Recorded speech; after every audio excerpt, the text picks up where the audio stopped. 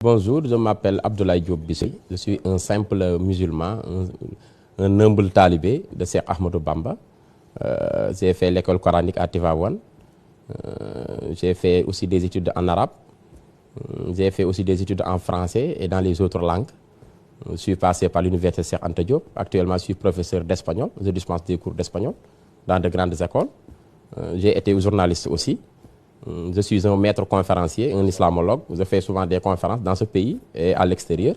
Donc je suis très connu. Mouridisme, ça vient de Cheikh Ahmadou Bamba. C'est Cheikh Ahmadou Bamba qui a créé ce mot. En français, Mourid signifie aspirant. Cheikh Ahmadou Bamba, il a été Tidjane, il a été Qadr, il a été Sazeli. Tout ça, c'est des doctrines qui ont été créées par des saints hommes. Cheikh Ahmadou Bamba, il a été un talibé de tous ces hommes qui étaient des saints, avant de se détacher pour avoir un ordre divin qui lui vient tout directement du prophète, paix et salut sur lui, qui fit tout pour Cheikh Ahmadou Bamba. Et Cheikh Ahmadou Bamba fonda alors le mouridisme. Le mot vient de là. Mais mourid en arabe, c'est un mot arabe qui signifie l'aspirant. Tout homme qui aspire à Dieu, tout homme qui adore Dieu, il est mourid. Cheikh Ahmadou Bamba donc a sorti un mot qui peut rassembler tous les êtres humains. Parce que même le chrétien, il est un mouride. Dans ce qu'il croit, il est un mouride. Le musulman, il est un mouride. L'enseignant, il est un mouride dans ce qu'il fait, c'est-à-dire le fait de dispenser des cours. Donc mouride signifie celui qui aspire. Mais c'est Ahmadou Bamba dit mouride là, celui qui aspire à Dieu, l'aspirant. C'est pourquoi c'est Ahmadou Bamba a sorti ce mot, le mouridisme, pour montrer que c'est une doctrine qui va directement vers l'être absolu, vers Dieu. Et tout homme qui aspire à Dieu, qui désire être un bon esclave de Dieu, il est mouride. Donc le mot vient de là, selon Cheikh Ahmadou Bamba. Baye Fall, il y a un nom qui veut dire Fall. Fall, en Wolof, c'est un nom. Mais Baye Fall, c'est que Mame Cheikh Ibrahima Fall, Babul Mouridine, il fut le plus grand adepte, le plus grand prosélyte de Cheikh Ahmadou Bamba Khadim Rassoul sur terre. Mame Cheikh Ibrahima Fall, il était un fin diplomate, un érudit islamique, qui a fait des autres études en arabe. Il fut même un maître coranique. Il appartenait aussi à une famille royale. Il était très riche. Et en 1883, il a tout abandonné pour venir faire le pacte d'allégeance auprès de Cheikh Ahmadou Bamba. Et il devint le plus grand talibé de Serigne Touba de tous les temps. D'ailleurs, on lui donne le nom de Babul Mouridine, c'est-à-dire la porte du mouridisme. Et Mame Cheikh Ibrahima Fall, souvent les gens se confondent. Parce qu'il y a des gens qui se réclament de Mame Cheikh Ibrahima Fall qui s'appellent Baye Fall. Parce que c'est des adorants, c'est des adorateurs de Mame Cheikh Ibrahima Fall. Ils aiment beaucoup Mame Cheikh Ibrahima Fall, c'est pourquoi ils se réclament Baye Fall. Mais en fait, ce qu'ils font, ça ne rime pas avec le Baye Fallisme. Baye Fall signifie celui qui est au service du mouridisme, qui travaille pour les autres. Et le prophète avait dit, paix et salut sur lui, Khayrukum, il avait dit, celui qui travaille pour tout le monde, c'est celui-là qui est meilleur que les autres. Et le Baye Fall, il travaille pour tout le monde, il travaille pour tous les autres. Donc, Mame Cheikh Ibrahima Fall, il a travaillé pour Cheikh Ahmadou Bamba, pour toute la Oumma islamique, pour le mouridisme. Et ce sont ces adeptes qui se réclament comme des Baye Fall. Mais un Baye Fall ne rime pas avec ce qu'on voit actuellement au Sénégal.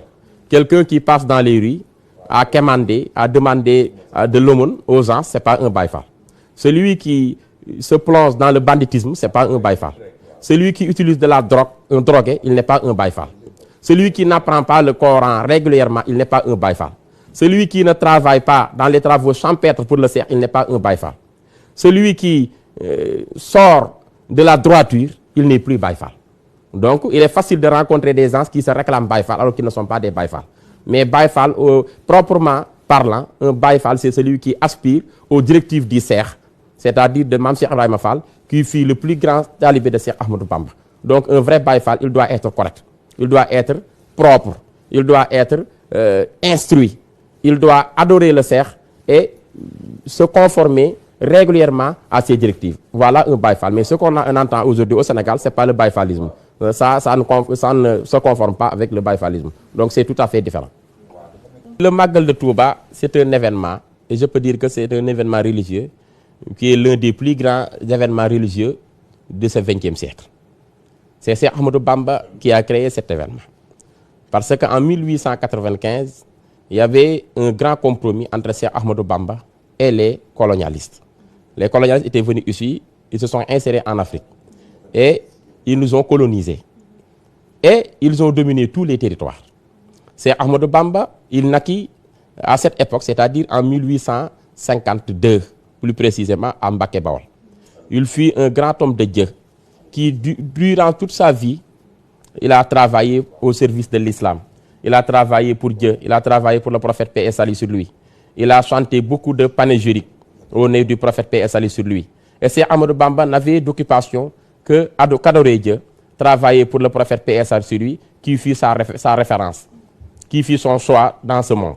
C'est Ahmadou Bamba, donc naquit, et il était différent presque de tout le monde. De tous les résistants culturels, c'est Ahmadou Bamba était le plus coriace par rapport aux colonialistes. Et cela agaça les colons à l'époque, et ils voulaient coûte que coûte diminuer l'œuvre de Cheikh Ahmadou Bamba ou anéantir cette œuvre de Cheikh Ahmadou Bamba qui consistait à travailler pour Dieu, adorer Dieu et travailler pour son maître absolu, le prophète, paix et salut sur lui. Et c'est pour cette raison que les colons ont invité Cheikh Ahmadou Bamba à venir à Saint-Louis, à l'époque avec d'autres marabouts.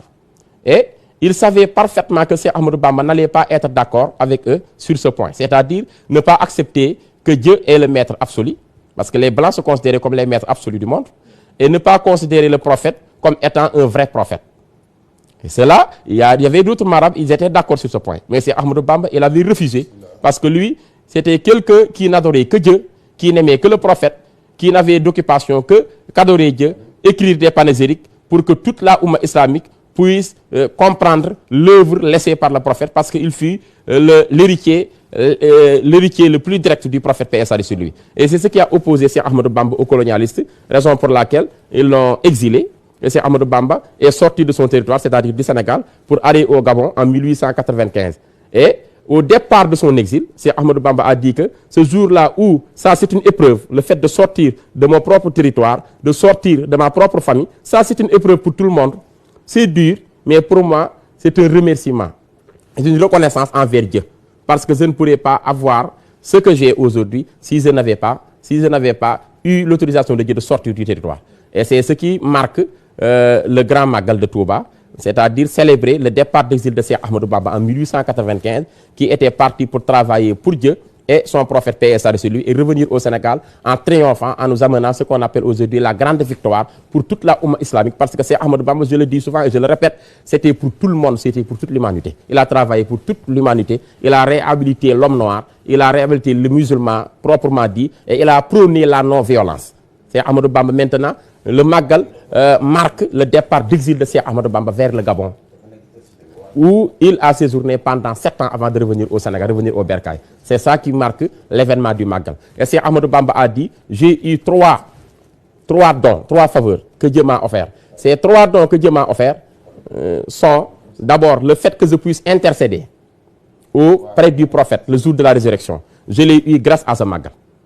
Le fait de pouvoir avoir, par exemple, une dimension mondiale par rapport au-dessus de tout le monde, je l'ai eu grâce au Magal. Et le fait de devenir le serviteur éternel du prophète paix et salut sur lui, j'ai obtenu tous ces faveurs grâce au Magal. C'est-à-dire grâce à mon départ en exil vers le Gabon. Donc c'est pourquoi ça marque un grand événement, ça marque vraiment un succès, une fête pour tous les musulmans du Sénégal, pour tous les musulmans du monde, pour tous les musulmans de la diaspora et surtout pour tous les mourides qui aspirent à Dieu en passant par la porte de Cheikh Ahmadou Bamba Khadim Rassoul.